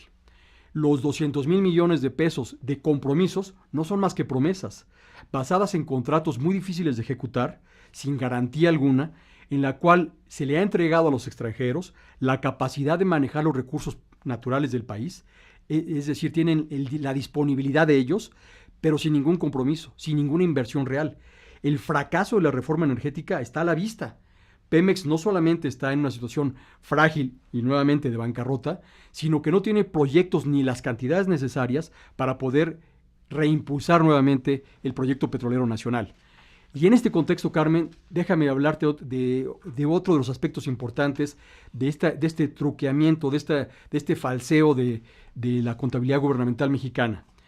La Reserva de Activos Internacionales del Banco de México. ¿Qué pasó en el 94? Antes de esa fecha, Miguel Mancera y el Banco de México era muy reticente a dar la cifra de la Reserva de Activos Internacionales y lo era porque como un jugador de póker decía, mientras no sepan cuánto tengo, no saben cuánto se necesita para especular en mi contra. Luego pasamos a un esquema completamente diferente en el cual la Reserva de Activos Internacionales se volvió casi un dato obligado, periódico, pero hemos ido pasando a una situación de opacidad de la Reserva de Activos Internacionales en la cual nos dicen y no nos dicen la verdad. Hay algo que en el mundo financiero se llama window dressing, que no es otra cosa sino aparentar. Y aparentar porque es necesario aparentar. ¿Y cómo se hace esto? Lo que hace el Banco de México es que realiza algunas inversiones que de alguna manera resultan a través de otros intermediarios que regresan nuevamente al Banco de México. Es decir, se duplican algunos activos o algunos depósitos. El caso más grave, en el caso de la Reserva de Activos Internacionales, son los derechos especiales de giro del Fondo Monetario Internacional.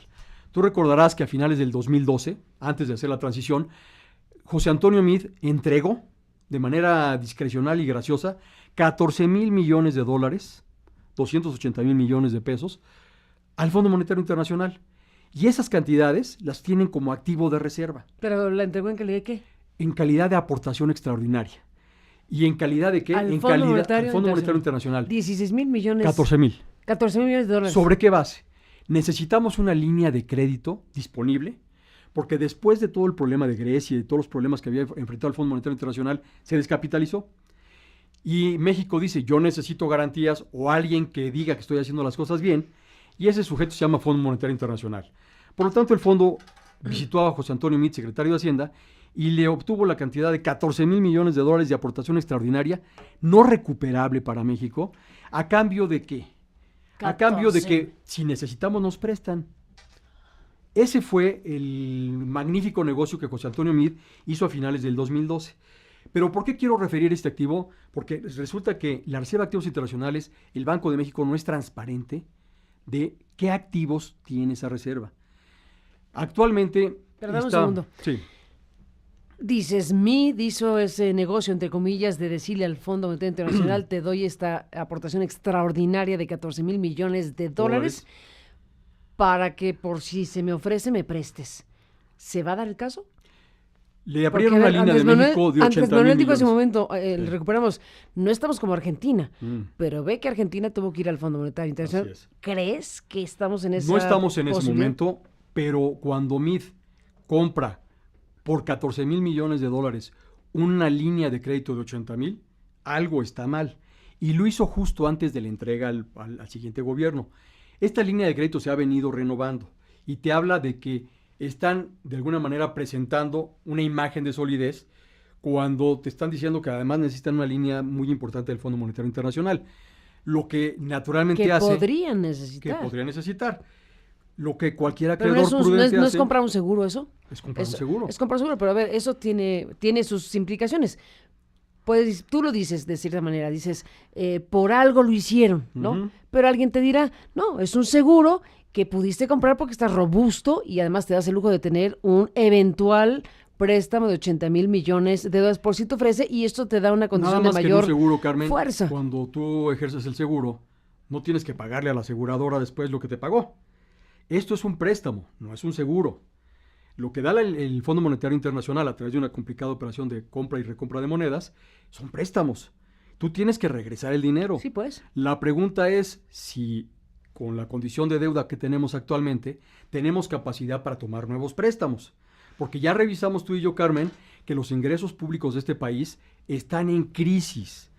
Recordemos, el principal antes era el petróleo. Después Oye, pero a venía ver, la contribución. te tengo un segundo. Sí, Si alguien sabe de esa condición, en todo caso, sería el Fondo Monetario Internacional. por supuesto. Y entonces el Fondo Monetario Internacional, si llegara el caso que México le diga, ¿te acuerdas que te di 14,000 millones para que me garantizaras un préstamo posible de 80,000 millones de dólares?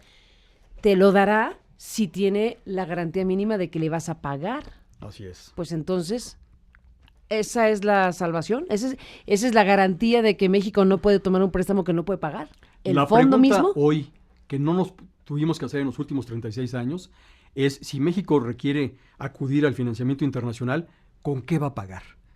Durante los 36 años del tecnocrato, tuvimos el petróleo. Hoy ya no lo tenemos.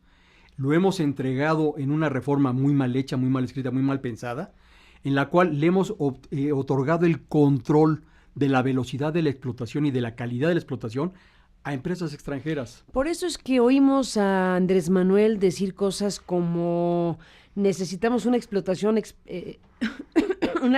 una explotación intensa, no sé si la palabra es pero equivalente a intensa de petróleo, porque se ha desplomado la producción petrolera y necesitamos producción petrolera urgentemente, incluso tan urgentemente que está dispuesto a mantener la reforma energética con la cual no congeniaba su opción política. Sí. Mantengamos esa reforma para buscar una explotación intensiva de petróleo para que con esa explotación intensiva y producción intensiva de petróleo podamos producir gasolina y frenemos la tendencia que hará que México un día de estos importe petróleo. Así es. Déjate tu gasolina que ya la importamos. Aquí, dice Andrés Manuel, hay que hacer algo urgente y tiene un sentido de esa naturaleza. Así es. A La ver, caída de la plataforma. pero petrolera puede hacerse eso. Esa es la salida. Es una acción desesperada. Puede hacerse. A ver, suena una acción desesperada en función de lo que estás diciendo. Lamentablemente puede hacerse, pero no en el corto plazo. La desinversión en petróleos mexicanos ha sido por tanto tiempo y tan mal manejada ha estado la empresa que para que nuevamente recuperemos la capacidad de producción que teníamos o que necesitamos para financiar el presupuesto de egresos de la Federación, se requieren muchos años, más de 6 que tiene Andrés Manuel López Obrador. A lo que él se refiere de que tenemos problemas y los califica de graves, debemos de pensar que viene de una persona que es, o al menos debe ser, la persona más informada de la condición de las finanzas públicas. ¿Por qué? Porque el equipo de transición, porque esta administración es responsable de informar cabal y puntualmente a Andrés Manuel López Obrador de cuál es la situación de las finanzas públicas. A ver, ahí hay un gran tema. De que se juntaron y salió la escena de los dos gabinetes, el Peña y el Terciopelo y demás, de que eso ocurrió al momento en que vivimos, es que empezó a fluir esa información directísima del equipo de Peña Nieto al equipo de Andrés Manuel, como tú dices. Es decir, el secretario de Hacienda le debe ya haber entregado o estar entregando toda la información a Carlos Ursúa, a Jesús Esquivel, a Gerardo Esquivel, a todo el equipo de los que están recibiendo eso. No hemos podido hablar con ellos últimamente. Yo tuve oportunidad de conversar con Ursúa en el contexto previo, pero me encantaría conversar con Ursúa en este preciso momento para saber qué tipo de insumos de información les están dando. ¿Tú tienes idea de qué? Mira, lo que va a suceder ahorita es que se van a dar cuenta en una primera etapa de que los recursos públicos llegan desfasados. ¿Qué quiere decir desfasados? La Ley de Ingresos de la Federación prevé la recaudación, pero esa recaudación se da a lo largo del año. Los primeros 3-4 meses del año no hay un flujo importante de ingresos públicos que permita afrontar muchos gastos. Lo que primero que se están enfrentando es en que hay una gran cantidad de pagos por hacer que no están cuadrados. Uno de los grandes problemas que Galindo Favela le deja a este país es que llegaba a fin de año sin un cierre financiero. El hecho de que no haya un cierre financiero quiere decir que no están identificados los recursos con los que se van a pagar gastos de los primeros meses. Hoy te aseguro que Carlos Ursúa y Esquivel ya tienen idea de que tienen un gap, tienen un traslape, tienen ahí un problema de que va a haber deficiente de flujo para los primeros meses del año. Uy, de entrada. Para empezar. ¿Y eso qué efectos va a traer? Tiene el efecto de que ¿cómo se cubren esos deficientes? ¿Cómo?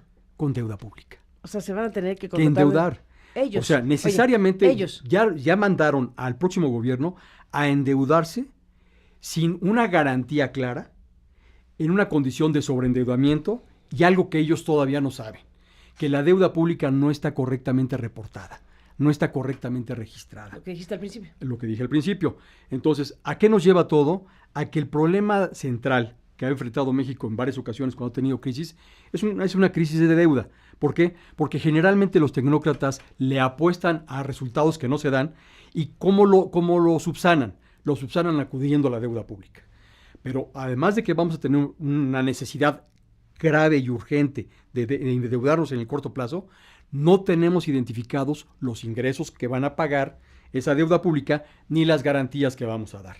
Entonces tenemos algo que antes no habíamos tenido, una crisis de ingresos públicos. Por lo que decir que entregan una economía estable, sana, financiera, es una mentira enorme en la cual no tenemos que esperar años para que se desmienta. Serán semanas. ¿Y por qué semanas? Porque los pagos ya deben de hacerse. O sea, va a comenzar a darse... semanas cuando ya tenga el gobierno de Andrés Manuel. Mira, sucede que...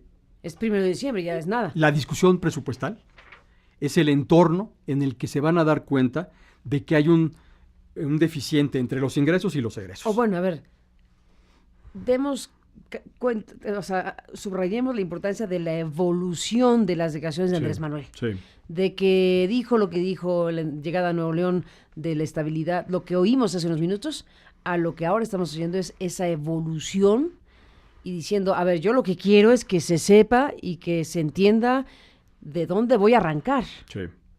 Eso no lo había dicho. Y quiere decir que entonces te está teniendo esa información que ahora está haciéndole cambiar este planteamiento que originalmente sonaba, pues oye, qué bien le está entregando el país Peña a Andrés Manuel, por lo menos en el tema de los indicadores económicos. Sí. Pero bueno, has dicho cosas tremendas. Hay quien te contradice, no directamente, sino lo hago virtual, como Vanessa Rubio, que pues forma parte del equipo de José Antonio Meade, ahora está legisladora, y en un tuit dice, el país dista mucho de estar en bancarrota, todo lo contrario, y ella habla de finanzas públicas sanas, deuda a la baja, ni siquiera habla de que tengamos una crisis de deuda, sino que va a la baja. Superávit primario, reservas históricas y fondos de estabilización al tope. Lo dice Vanessa Rubio y dejamos correr este tuit que tomamos de su cuenta. Y habrá que esperar. Dígame, lo oímos y nos cuentas. Las cifras y los hechos demuestran que hemos salido adelante ante un contexto muy, pero muy adverso. Hemos tenido por primera vez en 4 sexenios crecimiento anual positivo en cada uno de los últimos 22 trimestres. México es uno de solo 8 países en los que el PIB ha aumentado a tasa anual por más de 8 años. En menos de 6 años se han creado casi 4 millones de empleos. El desempleo llegó a un mínimo histórico de 2.9%.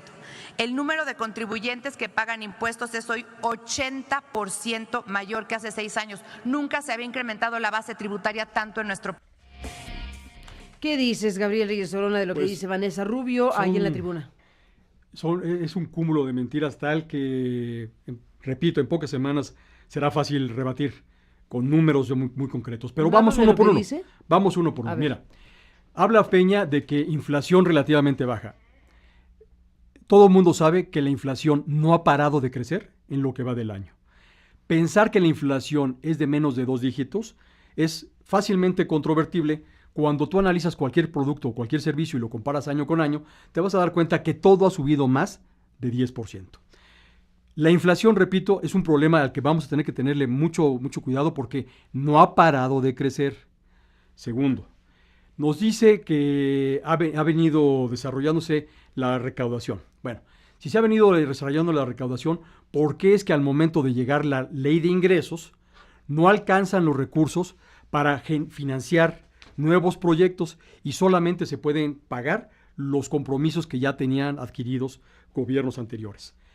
Nos habla además de que la tasa de interés bancaria no ha permitido a las empresas en este país financiar crecimiento.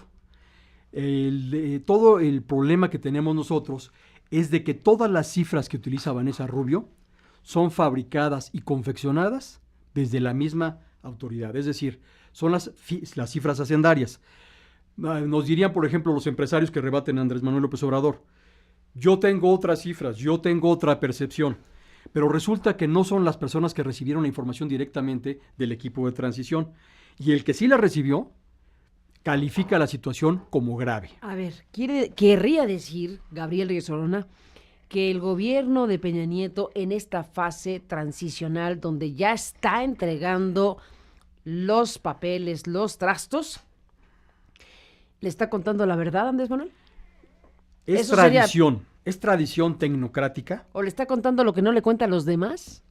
Bueno, le está diciendo la realidad con un objetivo. A ver. El objetivo es, tú tienes que mantener las cosas como lo hemos venido manteniendo los últimos 36 años para no tener problemas. Fíjate lo que le pasó a Zedillo el día que no nos siguió la corriente. Así que el juego que juegan los tecnócratas es generar apariencias que obligan al que recibe a mantenerlas o a enfrentar la realidad.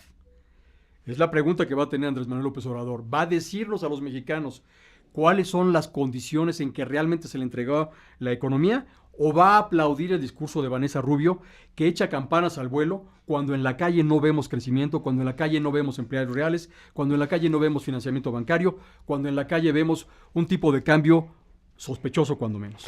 A ver, gran tema. ¿Qué va a hacer Andrés Manuel en esa parte? Lo sabremos. Si va a ser explícito respecto a los grandes asuntos que aquí se han planteado en la medida en que va recibiendo estas informaciones, o va a guardar cautela porque también está este gran asunto, la percepción, que acaba siendo un valor económico. Así es. La manera de proyectar la imagen de estabilidad de un país cuenta a la hora de que los inversionistas deciden tal o cual cosa. Eso ha sido la historia de la humanidad en los últimos tiempos. De tal manera que tú dices, bueno, pues es parte del juego tecnocrático. Parte del juego tecnocrático es decir, bueno, crear una circunstancia donde, entre otras cosas, parezca que estamos bien. Sería deseable que estuviéramos bien, pero es muy importante que parezca que estamos bien para que los inversionistas que tienen que venir a invertir en la industria petrolera, que es urgente que inviertan, tal como lo hemos platicado aquí y que manda esa señal Andrés Manuel, si se desea, se necesita, es urgente que efectivamente haya dinero. Si no lo hay público, que lo haya privado para asuntos cruciales como reactivar y rescatar, es la palabra, a Pemex, sí, y frenar la tendencia que hará que México, si no se frena, algún día de estos pronto tenga que comprar petróleo, ya olvidemos de la gasolina y más. Sí. Bueno, si todo eso es así, qué delicada decisión de Andrés Manuel, de qué va a decir y cómo lo va a decir, porque los mercados y los inversionistas y estos factores que sí te pueden desequilibrar a una nación, como le ha pasado a muchas naciones, sí, cuando algo así ocurre. Dirían algunos, ¿no? Como el famoso chiste del camello. Si quieres vender al camello, no puedes hablar mal del camello. Así es. A ver, ¿qué tiene que hacer Andrés Manuel, según tú? Aquí hay que recordar, yo escuchando a Vanessa Rubio recordé mucho el diagnóstico que hacía Porfirio Díaz cuando en 1909... ¿Qué cosa? ¿Te recordó Porfirio Díaz? Sí, me recordó Porfirio Díaz, porque si tú ves las cifras que entregaba Porfirio Díaz, se parece mucho al diagnóstico de Vanessa Rubio en un país hundido en la pobreza, en un país incapaz de pagar su deuda pública, en un país con infraestructura que trataba de vender un México que no existía. Me recuerda por eso Vanessa Rubio mucho aquella versión de 1909 de Porfirio Díaz de lo que era México. Al Imantur. Y claro, el Imantur que hoy en día es Videgaray. ¿Por qué hago esta referencia? Porque mira, sin duda alguna, desde 1982, que los tecnócratas arrebataron el poder a los políticos, hemos traído un boquete que no hemos cerrado, que no hemos pagado, que no hemos terminado. ¿La debacle petrolera? La debacle petrolera y el mal manejo del mercado cambiario que nos llevó a una expropiación bancaria y a un manejo ruinoso del tipo de cambio a través de un control de cambios. Este boquete que lo hemos venido arrastrando los últimos 36 años, solamente lo hemos venido adornando, lo hemos venido haciendo pensar a todo el mundo que hemos salido de ese socavón que tenemos desde 1982. ¿Socavón dijiste? Socavón financiero que cada administración de tecnócrata le entrega a su sucesor diciéndole, mira, aquí te encargo este socavón, esta deuda pública gigantesca, que tú recordarás ha sido milenaria, pero en esos 36 años, claramente mantenida, y lo que hace cada tecnócrata que le entrega a otro tecnócrata, llegan a un acuerdo, a un pacto en el cual simplemente es seguir con el camello. Seguirle dando vueltas a la deuda pública, manteniéndola como eterna, de forma que la única manera en la que el socavón no te arrastra, no te atrae, es financiándolo. Entonces tenemos 36 años financiando un problema estructural que no hemos acabado de arreglar. Andrés Manuel López Obrador va a tener la disyuntiva de decir, bueno, reconocer que realmente los tecnócratas no tuvieron ese desarrollo, Bueno, lo ha dicho, él mismo ha usado la expresión de porfirismo, o sea, se ha remitido al tema del porfiriato, hace un análisis parecido a lo que tú estás preguntando aquí, ha hablado de los últimos 30 años y la tecnocracia, o sea, eso cuando dice quiero que quede clara el punto de partida en el que estamos, se está refiriendo justo a eso. La palabra bancarrota es producto de esta confrontación de modelos y de visiones, sobre todo de cómo administrar un país. lo que va a tener que hacer es tomar una decisión en la cual, sin comprometer la credibilidad y la confiabilidad de un gobierno mexicano o de un país para afrontar sus compromisos, revele de manera más clara, precisa y transparente cuál es la verdadera situación del país y cómo esta situación de financiar los fracasos a través de deuda pública no es lo que debemos hacer los mexicanos si queremos crecer. Por una razón muy sencilla, Carmen. Tú me dirás, oye, pero los tecnócratas mal que bien durante 36 años nos tuvieron aquí con la imagen de que éramos un país con posibilidades. Sin embargo, la variable de ajuste siempre ha sido la gente. La variable de ajuste nunca han sido las utilidades de los bancos. La variable de los ajustes nunca ha sido lo que se le paga a los acreedores internacionales. La variable de ajuste siempre ha sido el nivel de vida de los mexicanos. ¿Cómo anda en ese sentido? Entonces, aquí tiene que haber una revisión muy profunda de cómo esos 36 años de tecnócratas le han fallado a los mexicanos, de cómo realmente lo único que han hecho es encontrar la forma de transferir a centros de control del exterior el uso y el manejo de los recursos naturales, el uso de la banca, cómo todos los grandes negocios de este país dejaron de ser de mexicanos y pasaron a ser parte de corporaciones extranjeras. Ese es el propósito de organismos como la OCDE. ¿Por qué la OCDE sale a hacer declaraciones ahorita? Porque resulta que los tecnócratas han comprado el aplauso del Fondo Monetario, del BID, de la OCDE, a través de algo que se llama cuotas y comisiones. Comisiones. En el presupuesto de egresos de la Federación, una de las cosas que están ocultas es que México es un patrocinador feroz de comisiones y de comités en la OCDE. Con lo cual la OCDE se va financiando. Entonces, ¿a qué viene Gurría año con año? A ver que sus cuotas de comités y comisiones se paguen. Y si se pagan, aplaude. ¿Por qué va a hacer ahorita declaraciones en contra o opinando de manera fuerte en contra de México? Para asegurar sus cuotas. Lo mismo sucede en el Fondo Monetario Internacional, lo mismo sucede Por eso aplauden a los tecnócratas. Compran empresas le contratan asesorías y consultorías a revistas y grupos financieros que nadie conoce, salvo cuando le dan un premio al secretario de Hacienda. Entonces, hay que abandonar esta idea de seguir comprando el prestigio internacional de nuestros secretarios de Hacienda a través del presupuesto de egresos de la Federación. Lo que tiene que hacerse es con resultados. Y los resultados no son a los mercados. Los resultados deben ser a la población.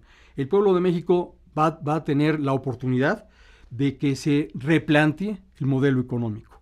Un modelo en el cual la idea es no ver qué tan rápido y qué tan eficientes somos para entregarle a terceros los recursos naturales, como es el caso, pues, no solo del petróleo, sino el manejo de la electricidad, el manejo del gas, para que esto se traduzca en beneficio de los mexicanos. Repito, no existe un resultado tangible de las reformas. Si tú revisas una a una de las reformas, no hay un resultado tangible en esta administración. Y no solo eso, se ha percibido en tribunales que todas estas reformas tienen un grave problema de retroactividad, un grave problema de derechos adquiridos. ¿Por qué? Porque las impusieron como si México se hubiera inventado en el 2012.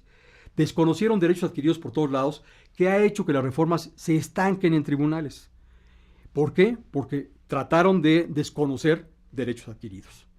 Entonces, curiosamente, va a ser la Corte la que va a tener la última palabra en dictaminar estas reformas. Y déjame decirte que todos los asuntos que hay en materia de deuda pública, que hay varios asuntos ya en tribunales, todos está pidiendo la Secretaría de Hacienda y Crédito Público que sean atraídos por la Corte.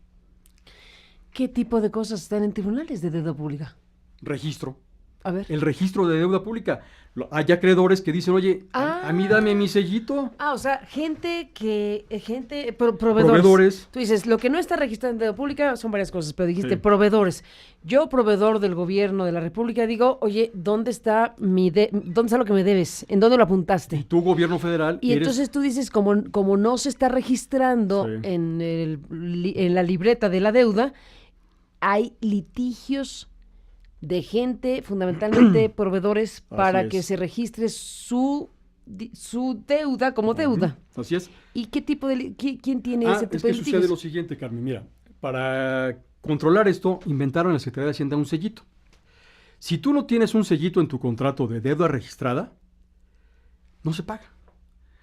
México dejó de pagar muchísima deuda en los 40s, diciendo, mira, como hay una guerra, y yo pienso que pudo haber caído en manos del extranjero, todos los que no vengan por un sellito no les voy a pagar. Y se dejaron de pagar fortunas por gente que no vino por un sellito. Hoy en México está pasando lo mismo. Solamente tiene sellito la deuda extranjera, o sea, la deuda contratada en el exterior o la deuda de la banca de desarrollo. Entonces, tú recordarás que hace 3 o 4 años, Petróleos Mexicanos le pidió prestado a Nacional Financiera, a Banobras y algún otro banco de desarrollo, le pidió prestado para pagarle a proveedores. Entonces, se hizo el cuestionamiento. Sí. Oye, ¿cómo el gobierno le puede pedir prestado al gobierno, ¿Cómo el gobierno le puede pedir prestado al gobierno para pagar proveedores? Si la Constitución es muy clara. La Constitución dice que solamente se puede contratar deuda pública para realizar obras que incrementen los ingresos públicos, para regulación monetaria o para operaciones de recanje de deuda pública. Y entonces el gobierno se encontró en un dilema. ¿Cómo le voy a pedir prestado a un banco que se genera deuda pública para pagar proveedores? Pues resulta que, dijo el gobierno, es que los proveedores son deuda pública y por lo tanto estoy haciendo un canje de deuda, estoy haciendo una reestructura de deuda pública. Pero entonces, y le prestaron una fortuna a Pemex con ese argumento. Pero luego resulta que dijeron los proveedores, entonces yo soy deuda pública. Entonces, ¿por qué no me registras? Y tu Hacienda, eres el encargado de darle seguimiento a que en el presupuesto de egresos de la Federación se me pague. ¿Y hay muchos litigios de ese tipo? No, yo no puedo llevar el control. Pero sabes. Sí sé de varios asuntos, pero lo particularmente grave es que uno de los abogados de Petróleos Mexicanos ya dijo, y se lo dijo ya a varias personas, que hay una decisión pública para que la Corte diga que la Secretaría de Hacienda y Crédito Público no tiene que registrar esta deuda. Es decir, que no se debe lo que se debe. Pero ¿cuándo va a ocurrir eso? ¿Cuándo resuelvan esos litigios? Bueno, primero la Corte va a traer los juicios en materia de deuda pública y hay planteamientos tan graves como explícame por qué el secretario de Hacienda no ha emitido el reglamento, o sea, no han emitido las disposiciones reglamentarias de la Ley de Deuda Pública. Bueno, pero eso lleva décadas, o sea, dirán, bueno... Lleva décadas, pero los juicios son de hoy. Y la atracción que está haciendo la Corte es de hoy. La Corte puede indicar... No sé qué puede decir la Corte cuando la ley dice... Es un enigma siempre la Corte, pero en este caso podría ser que dentro de la resolución que haya está la posibilidad de que diga la Corte efectivamente no es deuda pública la condición de proveedor o no. Y además, aprovechando el viaje, háganse un reglamento. ¿Podría ser? Este tema que digo, tú te podrás dar cuenta que es tan grave, va a terminar decidiéndose en la Corte. No se va a decidir en el Congreso de la Unión, que en algún momento debió haber dicho, oye, basta de que la información no sea confiable. Se va a acabar resolviendo en la Corte qué es deuda pública y qué no es deuda pública, y si la Secretaría de Hacienda y Crédito Público tiene la capacidad de decir qué sí registra y qué no registra, y de por qué no ha sacado un reglamento de la Ley Federal de Deuda Pública, que es un asunto, como te digo, y revisando la historia uno se puede dar cuenta que México se entiende a través de su deuda pública, es un asunto de la naturaleza toral, ¿no? Sin duda. Pues Gabriel Reyes Solana, hemos tenido una charla muy larga, pero te la aprecio mucho porque has dejado aquí varios elementos de enorme preocupación al final de cuentas, porque lo que dejas aquí es un mapa de cosas muy inquietante que, acorde a lo que te estamos escuchando y has dicho, podría tener un momento crítico en pocas semanas a la hora de que empiece, bueno, no empiece, a la hora de que se cumplan plazos de pago de compromisos de deuda, básicamente. ¿Cuáles son? Un poco antes que eso, Carmen. Va a ser, ahora que la Cámara de Diputados discuta el presupuesto de egresos de la Federación. En ese punto va a ser. En ese momento se va a ver cómo falta dinero, cómo los fondos que ha creado el gobierno federal en la Ley de Ingresos, estos llamados fondos de estabilización, son mecanismos a través de los cuales también va financiando y haciendo creer que existe dinero que solamente es contable. Estos fondos de estabilización no tienen el dinero real. Si tú me preguntas dónde están los fondos de pensiones de Pemex, te voy a decir, el gobierno se los gastó. Si tú me vas a decir dónde están los fondos de pensiones de Seguro Social, el gobierno se los gastó. ¿En qué? ¿En dónde? ¿Cómo? A través de muchas operaciones, el gobierno federal hace que estos fondos adquieran bonos gubernamentales. Bueno, a ver. Y entonces lo que hay es te una diría deuda al- del gobierno. A ver, te diría alguien, no se los gastó, los invirtió. Sí, nada más que Sí, eso es. el momento es, yo tomo el dinero de los fondos de los trabajadores y Para entonces... financiar carreteras, proyectos, comprar... Bueno, a ver, Aeropuertos. Aquí hay aeropuertos, pues sí, Sí, aeropuertos, sí. ¿no? Pero a ver, aquí hay un tema importantísimo. Ese dinero, las AFORES, ¿no? Sí. Las AFORES, bueno, teóricamente el diseño de las AFORES y demás es para que sean un gran músculo financiero que permita eso, financiar el desarrollo. Pero yo no tengo idea qué tanto está financiando el desarrollo, el dinero de los trabajadores, o qué tanto dinero del ahorro de los trabajadores está en instrumentos financieros. Mira, Carmen, A ese ver, es uno de los más grandes fracasos de estos tecnócratas. El sistema de las AFORES era para que el gobierno dejara de estar siendo obligado o gastando el dinero público en el pago de las pensiones. Es un esquema diseñado para que desde esquemas y modelos privados, cada quien fuera financiando su pensión y su retiro. El esquema fue construido para quitarle esa carga al gobierno y pasarla a esquemas de mercado. El tener valores gubernamentales o esquemas o instrumentos del gobierno en las AFORES es el reconocimiento del fracaso de ese modelo, porque nuevamente es el gobierno el que con recursos públicos va a acabar pagando las pensiones.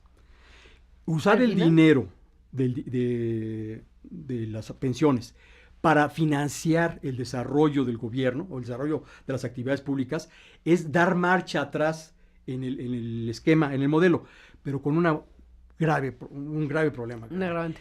Estos fondos no están financiando el desarrollo. Estos fondos están financiando el gasto corriente. Lo que pasó con Petróleos Mexicanos, o sea, hay una cosa que se llama el FICOLABI, el FOLAPE, son muchos fondos de muchas instancias gubernamentales que el gobierno le encajó valores gubernamentales y se llevó el dinero para gastarlo en gasto corriente, para llegar a la próxima administración y que el próximo se encargara de pelotearlo al próximo. Y entonces lo que está sucediendo es que estamos atiborrados de instrumentos gubernamentales que hacen que la deuda pública haga que todos los gastos se tengan que pagar por el gobierno. Entonces, el gasto público está siendo financiado por fuentes de ingresos que no deben de destinarse para esos propósitos. Gabriel Reyes Orona, nos vamos. Hacemos una pequeña pausa y te propongo regresar. Claro. Pues, ¿qué te parece si haces un ejercicio de síntesis para que entonces tú mismo plantees el qué hacer? Sí. En este contexto, con un gobierno que ha sido un gobierno crítico del modelo que has descrito, Sí. Un gobierno como el de Andrés Manuel que ha sido, bueno, severamente crítico precisamente sobre el tema de la tecnocracia, todo lo que ya sabemos. Bueno, el caso es que ya será gobierno y tendrá que tomar decisiones y tiene el carro andando. Después de la pausa, Bien. entramos en la parte final y te escuchamos. Sigue toda la información a través de aristeguinoticias.com.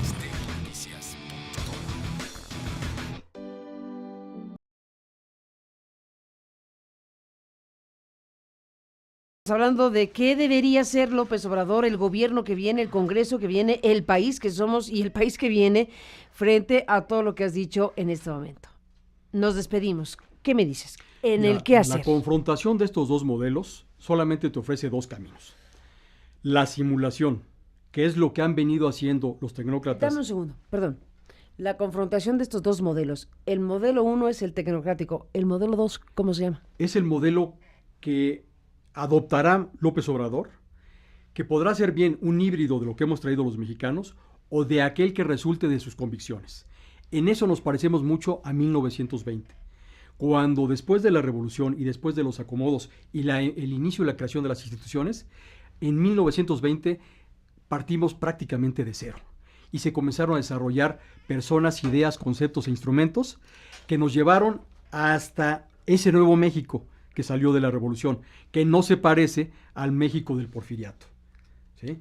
Entonces, este nuevo México, esta disyuntiva que tiene Andrés Manuel López Obrador va a ser entre seguir simulando como se ha hecho desde 1982 o bien adoptar un modelo de la transparencia, un modelo en el cual sea la credibilidad ganada por la confiabilidad de lo que dices.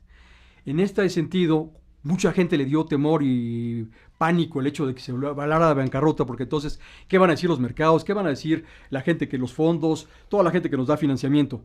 Pues mira, hay dos formas de verlo. Una, que también es necesario mantener prudencia y discreción en esos temas, pero también el hecho de que la gente reconoce la transparencia, reconoce que te vuelvas honesto y confiable, y que lo que dices es lo que es, porque todo el mundo ha jugado estos 36 años a medirle al tecnócrata sus mentiras y prestarle hasta donde las mentiras dan, haciendo toda una apariencia que hemos vivido, una burbuja que hemos vivido estos 36 años. Como comentábamos en el corte, Carmen, lo que tiene que hacer López Obrador el 1 de diciembre es hacer la revisión y el diagnóstico del país que le entregan. E iniciar una tradición que en México aún no tenemos, que es darle a la cara a la gente y decirle: este es el Estado de la Unión. No, claro que tenemos, es el informe de gobierno cada año. Eso alguna vez fue que era para eso, ¿no? Eso de alguna manera. Se supone que es para eso. Sin embargo, el problema es la obligación legal. El informe presidencial hablaba de lo que había sucedido en el ejercicio, el año, ¿no? Se hablaba de qué hice en este año con el dinero de los mexicanos. No, este va a ser un Estado de la Unión, va a ser un diagnóstico real, o debe ser un diagnóstico real, de qué es México hoy.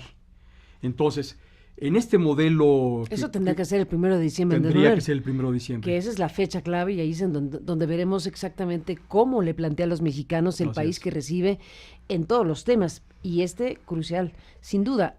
Por eso el gran asunto es en qué tono lo va a decir, bajo qué lógica lo va a decir, con qué cautela lo va a decir, en función de los mercados y de todo lo que acabas de decir, que esto es muy nerviosos, ¿no? Bueno, todo eso es lo que hoy debe estar cruzando por la cabeza de Andrés. Tenemos dos procesos muy importantes que revisar y estar muy pendientes de ellos. El primero de ellos es la discusión del presupuesto de egresos de la Federación, porque es ahí donde los pesos reales existen. No la recaudación fantasiosa que ve Vanessa Rubio, sino la recaudación real, constante y sonante en caja, que se puede gastar. Ahí vamos a ver un primer México. Segunda etapa va a ser esta etapa previa, que todos los acreedores internacionales, que los fondos de inversión, que los banqueros, que los factores reales del poder van a tener con Andrés Manuel López Obrador antes de ser presidente. Porque todo mundo tiene un objetivo muy claro, y es cómo van a cobrar. Y ese cómo van a cobrar va a ser un ejercicio que Andrés Manuel López Obrador va a tener a partir de esta declaración que ha hecho de la bancarrota, donde todo mundo va a venir a formarse, a saber qué situación tiene él frente a este nuevo gobierno. ¿Y cuál es la capacidad de pago de ese gobierno? Así es. ¿Y cómo se va a distribuir? Porque hay dinero, pero a lo mejor no hay para todos.